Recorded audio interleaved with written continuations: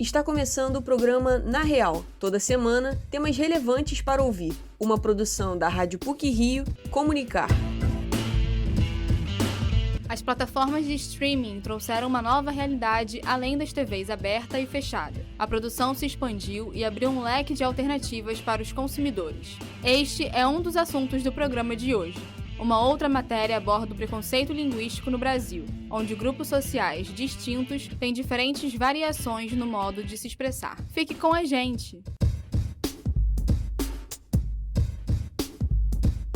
Netflix, Amazon Prime Video e Globoplay já estão presentes nas casas de muitos brasileiros, e isso provocou mudanças no audiovisual. Esse mercado consumidor no Brasil é tema da reportagem de Luiz Felipe Azevedo. O consumo de séries nacionais faz parte da vida dos brasileiros.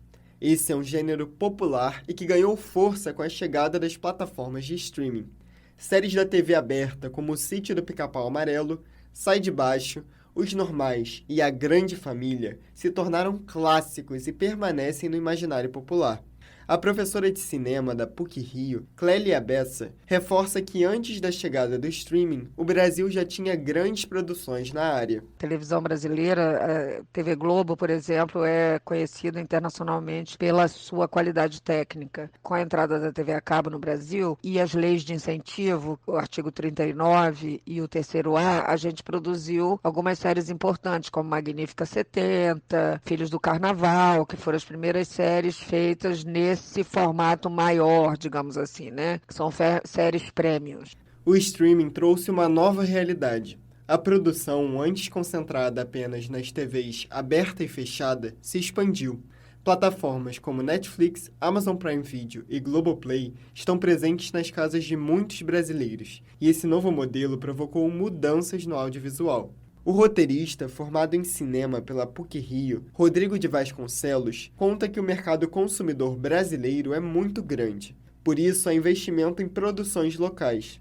Ele ressalta que, com a chegada do capital estrangeiro, o número de séries e de possibilidades de produção cresceu. Porém, a exigência dos streamings por séries que conversem com o grande público interfere no mercado e na multiplicidade da arte. Você tem esse fortalecimento das produtoras grandes e uma concentração artística, né, daquilo que deve ser produzido, daquilo que vai ser produzido, que quem dita é o algoritmo, né? Então, isso é um problema. É claro que existem ganhos, os profissionais do audiovisual estão trabalhando, as famílias estão sendo mantidas com esse trabalho, né? Mas a gente precisa refletir também que tipo de audiovisual está sendo feito e formas de torná-lo cada vez mais múltiplo, mais amplo, mais diverso. Não foi só o modelo de produção que mudou. O modo como o público assiste ao conteúdo também foi alterado. O binge watching, conhecido pelo brasileiro como maratona, se tornou bastante popular. A gerente de conteúdo do Globoplay, formada em jornalismo pela PUC-Rio, Ana Carolina Lima, aponta que o formato em que o espectador assiste vários episódios em sequência é adotado por uma grande parcela dos assinantes. Ela explica que, para engajar o público, a estrutura padrão dos episódios precisou ser reformulada. Hoje, de fato, a gente precisa engajar o assinante, né? Essa é uma palavra importante, que é o engajamento. Então, a gente tem, às vezes, episódios um pouco mais curtos e episódios que entregam, né, o tempo inteiro uma novidade, uma curiosidade, uma reviravolta. As séries que a gente costumava ver antigamente, que eram muito flats, né? Eram séries que não tinham grandes mudanças, essas séries quase não existem mais. Ana Carolina Lima acredita que o grande desafio do streaming é atender a um público muito variado, com diversos gêneros e formas de assistir. Entre os destaques do Globoplay estão as séries Arcanjo Renegado, Desalma e a 5ª temporada de Sessão de Terapia. O investimento em produções nacionais proporciona uma melhoria no conteúdo produzido. O roteirista Rodrigo de Vasconcelos diz que esse fomento auxilia a criação de uma linguagem audiovisual seriada própria do Brasil. Para ele, o cenário atual é promissor, devido ao fato de as plataformas de streaming permitirem que o resto do mundo enxergue as produções brasileiras. Existia um mito de que a nossa produção audiovisual ela tinha uma barreira intransponível, que era a barreira da língua. Só Portugal e alguns países da África consumiam nossos conteúdos, né, as novelas. Eu acho que o streaming vem para quebrar isso. Então a gente sabe, por exemplo, que 3% é um sucesso na Alemanha. Um sucesso até maior do que foi aqui. Eu acho que, de certa forma, borra essas fronteiras assim, de língua, porque outros países estão se acostumando, principalmente talvez os Estados Unidos, a legenda, né? Ou assistir as coisas dublado, enfim. Isso faz com que o nosso conteúdo viaje mais, né? Por meio deste fomento, as séries brasileiras têm mais repercussão internacional. Com o mercado aquecido, as produções seriadas nacionais ganham espaço nas plataformas e nas casas dos brasileiros. Luiz Felipe Azevedo para o Na Real. O preconceito linguístico no Brasil é caracterizado pela hierarquização da língua portuguesa e está diretamente ligado à questão da educação, renda e alguns aspectos culturais, como vamos saber agora na reportagem de Érica Levigar. Um levantamento realizado pelo IBGE mostrou que, no Brasil, as regiões Sudeste e Sul correspondem juntas a 72% do Produto Interno Bruto, ou PIB, nacional. A concentração de renda no eixo Rio-São Paulo contribui para a propagação do preconceito linguístico, caracterizado pela hierarquização da língua portuguesa. O Brasil é composto por 26 estados e pelo Distrito Federal, nos quais o português é a língua oficial. Cada localidade tem grupos sociais distintos, que apresentam variações linguísticas associadas a fatores como educação, renda e aspectos culturais. O preconceito contra as diferentes formas de oralidade da variedade não padrão da língua é reconhecido pelos parâmetros curriculares nacionais, que são orientações para o ensino básico elaboradas pelo Ministério da Educação. O estudante de cinema da PUC-Rio, Willy Johnny, tem 21 anos e nasceu em Imperatriz, no Maranhão. Em 2019, o jovem mudou para o Rio de Janeiro para ingressar na universidade. Ele relata que, principalmente na chegada, passou por situações desagradáveis relacionadas ao sotaque e comenta que o preconceito linguístico era encoberto por brincadeiras. Já tive amigos que me chamavam de Paraíba, mesmo eu não morando na Paraíba, né? Eu sou maranhense. Já falei algumas expressões que eu costumava falar na minha cidade, com meus amigos, expressões mesmo do dia a dia, que não eram compreendidas aqui, e às vezes os amigos caçoavam mesmo, né? E assim, sempre coberto ali por uma brincadeira, né? Não era nada assim bem explícito. Muitas vezes, acredito eu, não era nem a intenção da pessoa, mas aconteceu muito e ainda acontece, né? Até hoje. Willy Johnny acredita que o medo de sofrer preconceito já prejudicou a sua interação com outras pessoas. O estudante afirma que, de forma inconsciente, começou a adaptar a forma de falar à maneira carioca para se sentir pertencente e percebeu que perdeu muitas das características da fala maranhense.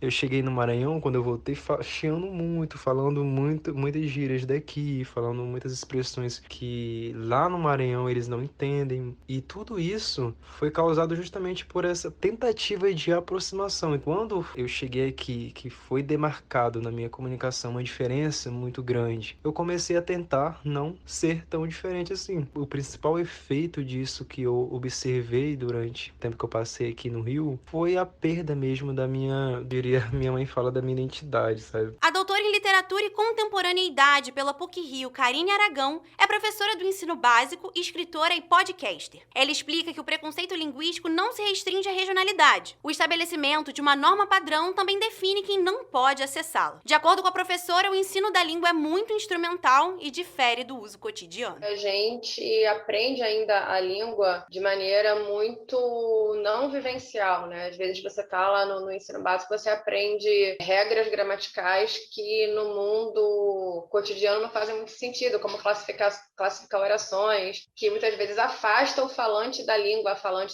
do próprio uso da língua. A própria escola muitas vezes ratifica isso. Hoje a gente não tem, por exemplo, aquelas tirinhas mais em livros didáticos dizendo que o Chico Bento fala errado. A gente já sabe que isso é variação linguística. A professora acha que o setor audiovisual reforça o preconceito linguístico com a propagação de estereótipos.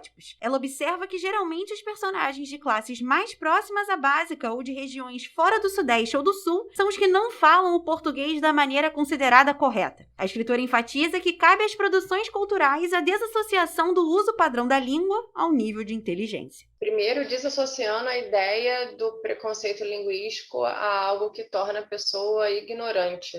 A gente precisa pensar o preconceito linguístico como um problema de acesso à educação básica. E, num segundo patamar, a ideia da complexidade da nossa língua. A cultura vem muito aí nesse sentido de tirar a gente, talvez, de um automático, de associar, de atribuir o peso da inteligência de uma pessoa ao uso da língua na norma padrão. Karine Aragão reforça que o preconceito linguístico vai além do que é gramaticalmente estabelecido como certo ou errado e está relacionado ao processo de inferiorização das pessoas que não usam a norma padrão. Willy defende que a principal maneira de combater o preconceito linguístico é a inibição da ignorância, através da educação e do conhecimento. O jovem espera que a pluralidade do Brasil seja reconhecida e a multiculturalidade receba a devida valorização. Érica Levigar e Lucas Peçanha para o Na Real.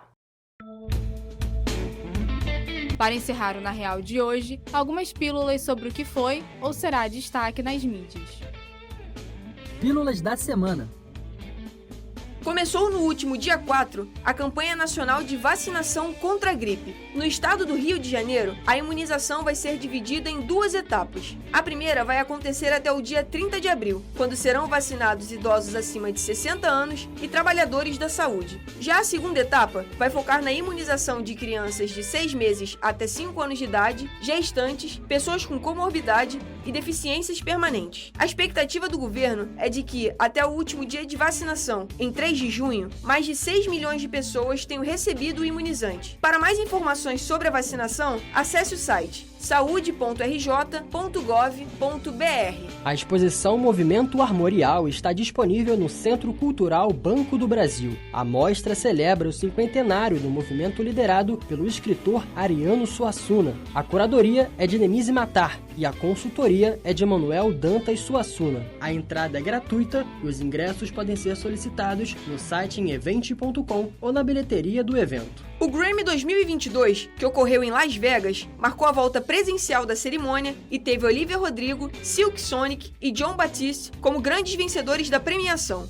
Jon Batiste levou o prêmio de melhor álbum do ano e se tornou o 11º negro a conquistar o prêmio mais importante da cerimônia. Desde 2008, um artista negro não ganhava essa categoria. O duo Silk Sonic, composto por Anderson .Paak e Bruno Mars, ganhou as 4 categorias às quais foi indicado. Outro destaque do Grammy foi a cantora Olivia Rodrigo. Única artista indicada às 4 principais categorias da premiação, ela conquistou os prêmios de Artista Revelação, Melhor Performance de Solo Pop e Melhor Álbum Vocal de Pop. O filme Morbius estreou em primeiro lugar na bilheteria nacional e desbancou o lançamento do Batman. A nova cinematografia arrecadou 8 milhões e 900 mil reais no último final de semana. O longa do Homem-Morcego ocupou o segundo lugar e conseguiu 4 milhões e 600 mil reais. Protagonizado por Jared Leto, o novo sucesso da Marvel foi dirigido por Daniel Espinosa. Começou no dia 19 de março a exposição Monet à Beira d'Água. A mostra conta com 285 obras do pintor impressionista que são apresentadas de forma 2D e 3D e projetadas em toda a visita. A exposição, que acontece no Boulevard Olímpico, na zona portuária do Rio, está dividida em 8 grupos temáticos e fica aberta para visitação até o dia 12 de junho. Os ingressos para a Monet à Beira d'Água custam a partir de R$ 20 e podem ser adquiridos no site